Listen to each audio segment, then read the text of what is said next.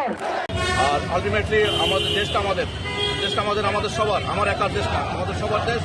সবার দেশ রক্ষার্থে, দেশের আইন শৃঙ্খলা রক্ষার্থে আমাদের সবাইকে গঠনমূলক আচরণ করতে হবে। এটা আপনাদের সবার প্রতি আমার অনুরোধ। আমাদের সকল দেশের প্রতি আমাদের যথাযথ গঠনমূলক আচরণ আমরা করবো। আমরা যেহেতু দেশের জন্য, মানুষের জন্য, দেশের মানুষের জন্য কাজ করি, জনগণের জন্য কাজ করতেছি, সরকারের জন্য কাজ করতেছি। ইনশাল্লাহ আমরা চাইব সবাই দায়িত্বশীল আচরণ। আমরা থেকে শুরু করে আপনারা সবাই রাজনীতিবিদ সবাই দায়িত্বশীল আচরণ। আমরা এটাই বলছি।